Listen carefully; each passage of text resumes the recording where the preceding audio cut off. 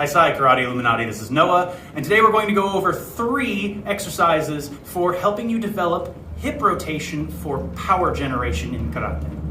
Now, the first exercise we're going to do requires you to have some sort of a stick. I have a jo here. You could use a bow, you could use a broomstick. Doesn't really matter so long as it is longer than your body is wide, and you're going to hold it up against the front of your hip bones.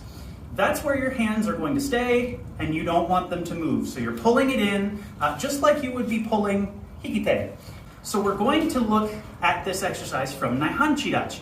So in Naihan Chirachi, you're going to have your toes pointing slightly inward, and you're going to be pushing down and out so that you're maintaining a line of pressure straight down from your hip, through your knee, to your toes, so that when you try to rotate your hips, your knee tracks over your toes.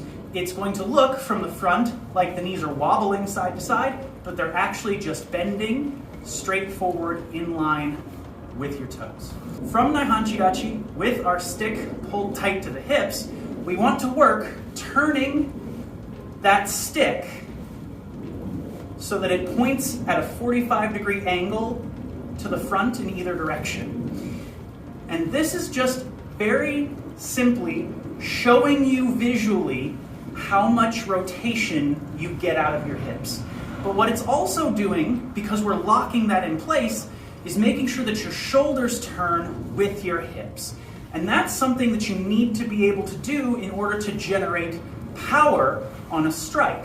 Because if you move your hips but not your shoulders, then you don't transfer any of the power from the ground that you're generating into the technique. So you need to have that connection.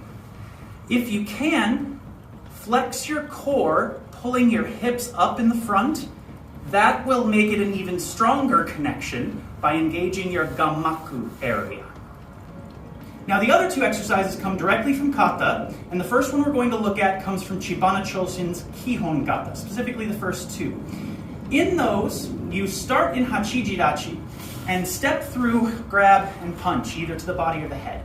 We're going to be looking specifically at what the lower body is doing here in a little more detail, because you're pulling one foot in toward the other, then stepping forward and out to get into a half front stance, a Hanzen Kutsurachi.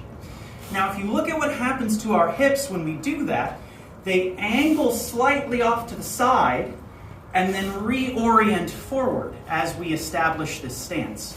So just by stepping, we are working hip rotation naturally from the way that we move.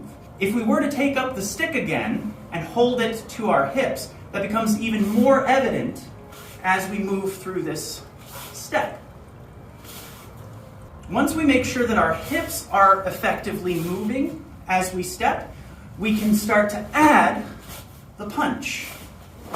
Because we want the punch to be powered by that forward step, because that's when the hip is rotating. And it takes some practice to coordinate the upper body and lower body, but this is an excellent exercise for helping you start that process. Now, the final exercise we're going to take a look at comes from the kata Wansu. And as opposed to the Kihon Kata exercise, which uses a full step into a stance, this one actually just shifts in place from one stance to another. In Wansu, there's a technique where you go from this shikorachi position with one foot pointed forward and one foot pointed to the side so that your body is at an angle, to a Zenkutsurachi, front stance facing forward, and you punch. So from a Gedan Barai position to a Gyakuzuki position. Now, again, just like the other exercise from kata, we have our hips oriented to one side, and then we're going to move so that they face forward. And that's what's going to then allow us to generate power in the punch. From the ground, we drive through the heel to extend our back leg. We're going to lean more heavily on this front foot, and we're going to throw the punch as part of that motion, so that all of your body weight is being transferred at once into the strike, even though you aren't actually stepping.